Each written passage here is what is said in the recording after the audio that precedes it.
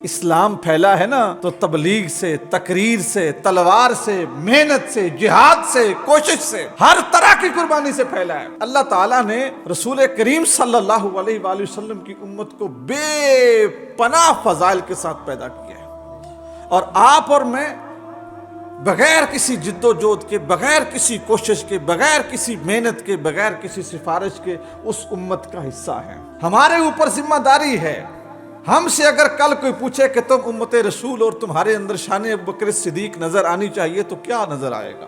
تم امت رسول ہو اور تم پاسبان ہو فکر عمر بن خطاب کے، تمہارے اندر ان کا پیغام کیا ہے، ان کا میسج کیا ہے، ان کی سیرت کیا ہے؟ تم امت رسول ہو، تمہارے اندر عثمان بن عفان کی جھلک نظر نہیں آتی، حیدر کرار کی جھلک نظر نہیں آتی، تم کیا ہو؟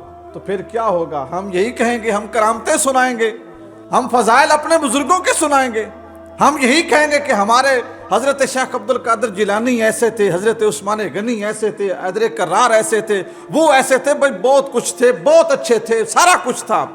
یہ بتاؤ تم کیا ہو؟ اقبال نے جواب شکوہ نے کہا نا کہ تھے تو آباب تمہارے ہی، مگر تم کیا ہو؟ جب شکوے میں کہا نا کہ تیرے کعبے کو جبینوں سے بسایا ہم نے، تیرے قرآن کو سینوں سے لگایا ہم نے، یہ سارا شکوہ کیا جب اقبال نے اللہ تعالیٰ سے، تو پھر جواب بھی لکھا کہ میرے کعبے کو جبینوں سے بسایا کس نے، میرے قرآن کو سینوں سے لگایا کس نے، یورپ کے کلیساؤں کو کس نے آباد کیا؟ آخر میں کہا تھے تو آباب تمہارے ہی، مگر تم کیا ہو؟ ہاتھ پر ہاتھ دھرے منتظر فردا ہو، ہاتھ ہلاتے ہی نہیں ہو، ایسے چپ کر کے بیٹھے ہوئے اور کہہ رہے ہو کل کوئی معجزہ ہو جائے گا۔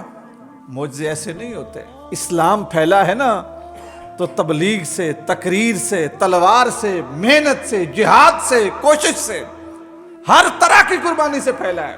حضرت شیخ بہاؤالدین زکریا ملتانی رحمۃ اللہ تعالیٰ علیہ، آپ نے جب اپنے خلفاء کو بھیجا نا تبلیغ اسلام کے لیے، یہ سنگاپور، جکارتا، ملائیشیا، یہ جتنی ساحلی پٹی ہے، یہ ساری ان کے خلفاء کی محنت ہے کہ یہ مسلمان ہوئے۔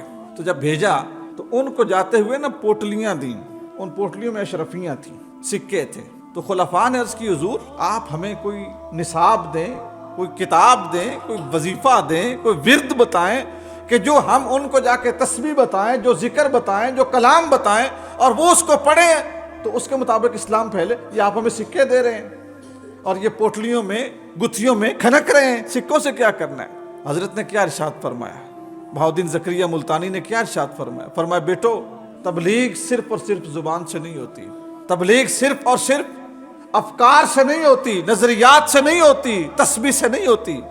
فرمایا بیٹو یہ پیسے لے جاؤ، وہاں پر جا کر لوگوں میں کاروبار کرنا، لوگوں میں کاروبار کرنا، تمہارے معاملات دیکھ کے دنیا تسلیم کرے کہ یہ اسلام کے نمائندے ہیں، تمہاری بات سچی ہو، تمہارا تول پورا ہو، تمہارا ناپ پورا ہو، تمہارا وعدہ پورا ہو، تمہاری کمٹمنٹ 100% ٹھیک ہو۔